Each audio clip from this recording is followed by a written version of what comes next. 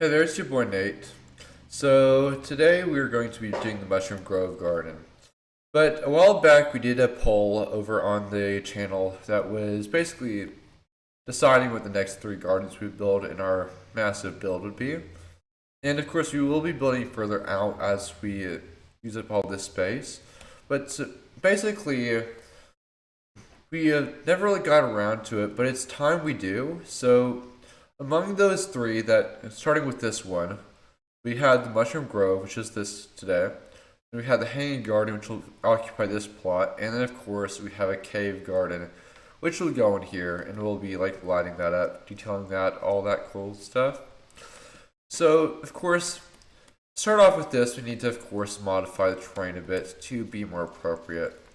So, naturally, we can do that by sort of throwing in some podzol and some mycelium in different areas. Basically making our little planters like we normally do.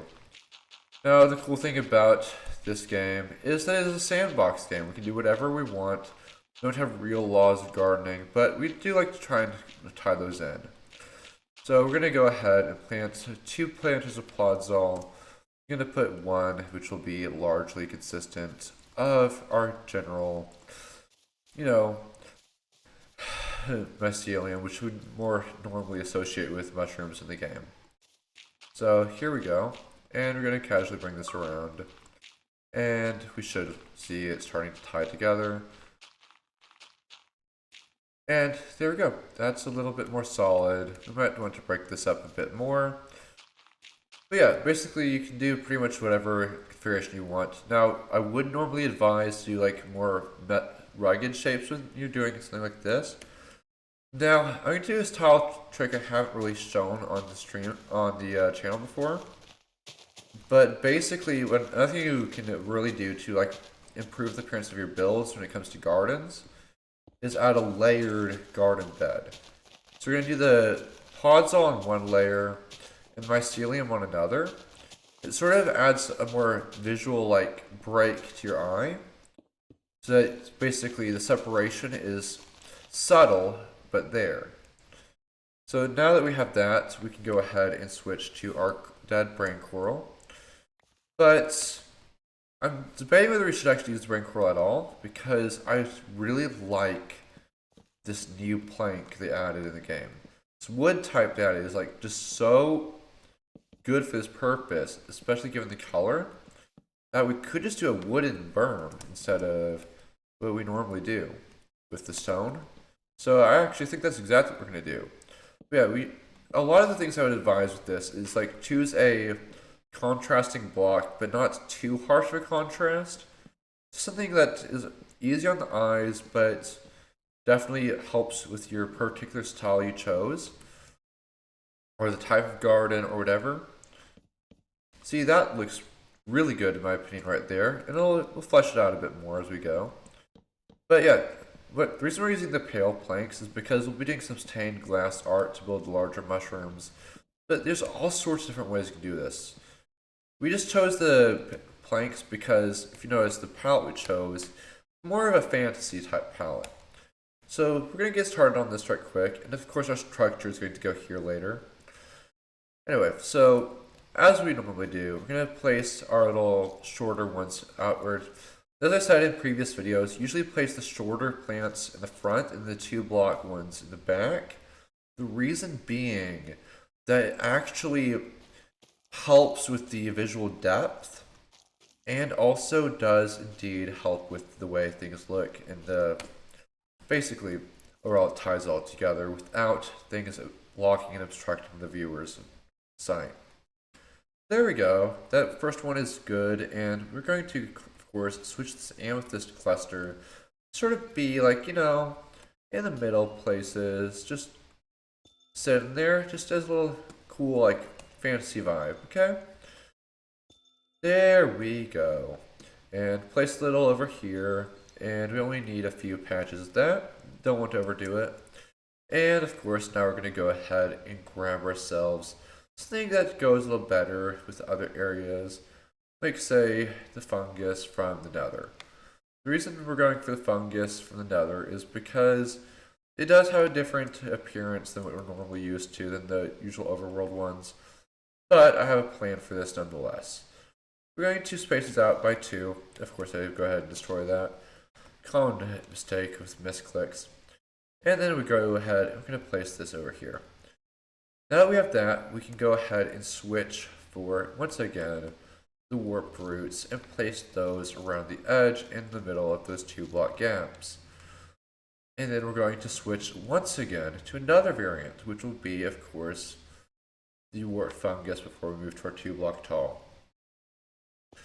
Now I promise I do have a plan for this. Oh, apparently I did not know that those replaced that. Okay. Well, that's going to be a tricky one right now. Okay. I love when things play tricky. Okay. Now we have that. We can, of course, go ahead and move on to a more full-size block before we do the next step. The reason we're not doing these for the actual mushroom stems themselves is because I do have a different plan for that. As I said before, stained glass art, which looks really cool if you do it right. And we're just going to leave this as this. Actually, I think that doesn't look as good as I thought. Okay, now we have that broken up. I think it looks a bit better. Okay, but maybe that is a bit overdoing it. We'll try it. See how it looks in the end. But yeah, I think that might be a little bit much. We'll try and see how it looks. Nonetheless, we're going to now move on to our next step, which will be the 2 tall ones. Now for the mushroom garden, we could use peonies, which I think would be great. And then after we do the peonies, we will move on to a bit of our large mushrooms, which are inside of the trees. Excuse my cough, guys.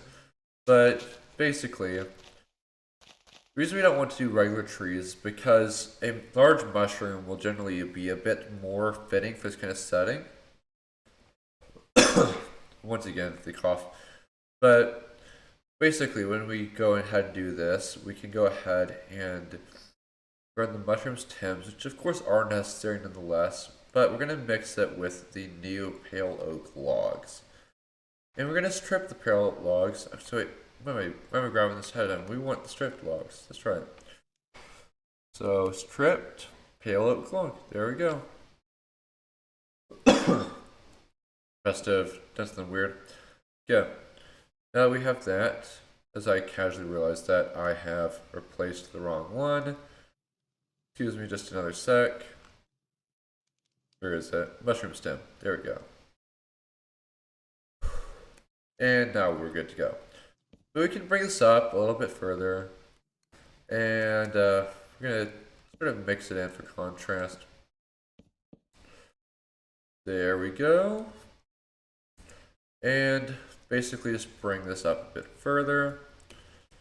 And we should be ready to get set. Oh, and of course I forgot that we need to bring it around this way instead. Because we have the other trees there from the other garden, the Zen garden more specifically. Those are our little bonsais.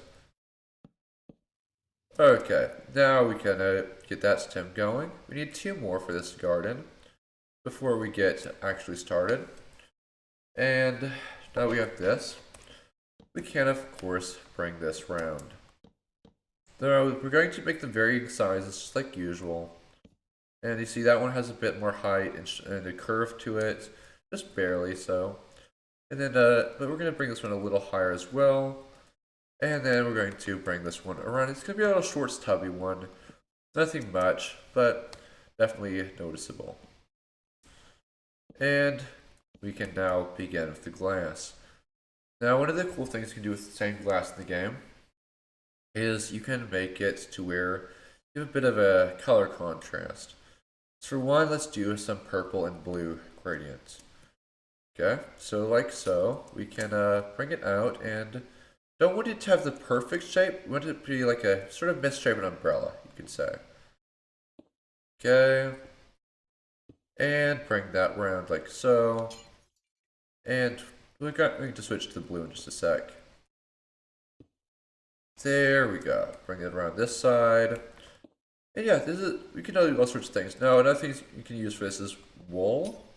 So wool has a cool like texture to it as well. You can do concrete. Glazed terracotta is great for this role as well. There are lots of things you can do with this. And it's just a fun thing. Just let your imagination fly. The more you let your imagination fly, the further you will go. That's basically the way to think of it. If you don't test your limits, you never will find out what they are.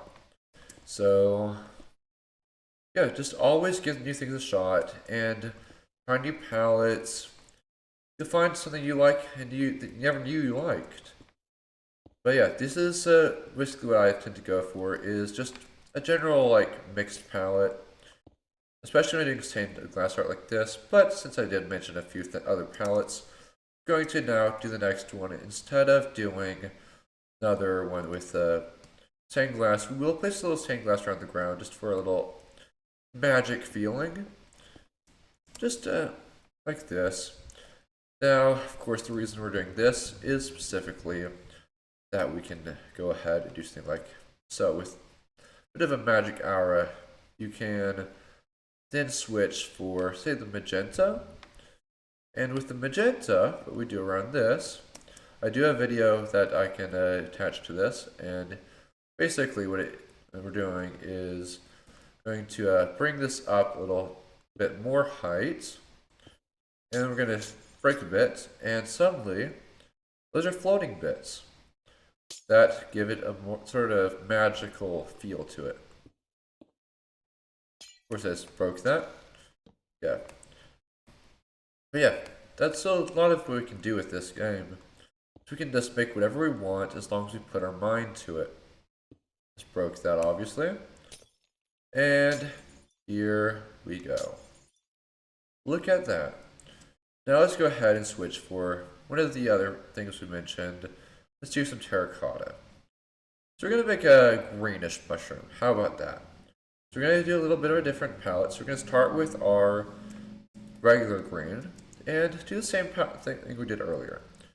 Just build it out a little bit, give it a little more height on the top, and sort of round it out sort of quick. Now that we have it rounded out, we can now bring it down. And this is just a lot of fun things you can do in this game. So there we go. Now we've brought it down a bit. We want to spike down the ends. So the messier the turn, like the connection is, generally the more believable it will be. Because if it's like too pastel and blocky, people will tend to think it's more based off of a vanilla game. But by doing something like this, where we do a simple transition, now we can do it like this. But I want to show you another cool thing we can do on top of this by mixing this strategy and the one we did before. And we'll do this once we've finished the basic umbrella of this original mushroom. But yeah, as we have this built out a bit, suddenly we have a little bit more room to toy with it. What we're going to do now is going to go and grab our good old lime stained glass. And once we have this, gonna billow it out a little bit more. And would you look at that, it already has a bit more shape to it. That is a lot more believable. Without it looking like too much of a blocky mess, it does have a bit more shape for sure. It has a better fade as well. And we're going to fade it up a little bit higher without doing it all the way, of course. If you look at that, we have ourselves the mushroom, second one. And now we need to go ahead and build the third. So for the third, we're going to go ahead and we're going to do the third strategy I mentioned. This time, let's go with more of a bluish mushroom. So we're going to keep the strategy of mixing. But this time we're going to mix concrete with terracotta. And then we might as well throw in this light blue as well. So we're going to, of course, start with our regular. going to be just our little center up here. Instead of towering it this time, we're just going to let it flow. But this one's going to be a different variant. This one's going to be something just completely crazy, okay? I'm going to build this one more like a roof, a flat mushroom, okay? There's so many things you can do, and I'm just trying to give you an idea of some things you can do. So, look at that. You now have a flat mushroom, which has a gradient to it. Just a basic one. But this is also an easy one to do to spice things up. So there we go. And then if we're doing something like this, another thing you can do with this that looks great, because of the type of mushrooms that are usually flat in real life, you can then, of course, bring it around like this, and then spice it up by bringing the same style around the other side. And there we have it, our third mushroom. Now I did mention we were going to build some kind of structure. Now for this, I can only think of one thing that is fitting. That is a small fountain. So we're going to, of course, grab out a similar color to what we've been using before, just this, and grab out some pale logs, and we're just going to shape this thing out. Now fountains are generally something pretty easy to build in the game. They don't really take too much thought to them, but they are always a great addition to a build. So here we go. Now we have this basic outline going. Go ahead and bring this up a bit. And we're going to place that like so. And place another one in the back so we can, of course, flesh that out. And now look at that. Now what we just need to do is knock these out so we can place our interior. And we are almost set.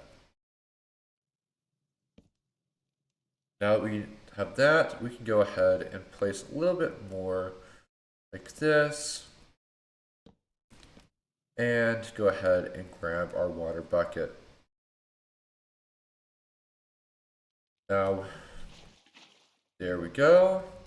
It goes ahead and spills right exactly where we want it to. We just want to waterlog this all. And just let your mind flow when you're designing fountains. Fountains are one of the more fun things to design in game. There's really no rules when it comes to them. For example, I can go ahead and add a little bit more right there. It adds a little more shape to it, even more than I originally had. So yeah, just enjoy yourself. Now, we will be calling the video here, and I hope you guys enjoyed. I hope to see you guys next week, or even in one of my live streams. The best place to support me is actually on Twitch, where I do get a lot of it. Of my support, it comes from Twitch, and that's where most of my community is. You can engage with them live there, or down in the comment section below. But anyway, thanks for watching. But anyways, in terms of streams, I do also stream on YouTube once a week on Sunday in the evenings. So if you can't catch me on Twitch, catch me on YouTube. Anyway, thanks for watching. I'll see you in the next one. Bye.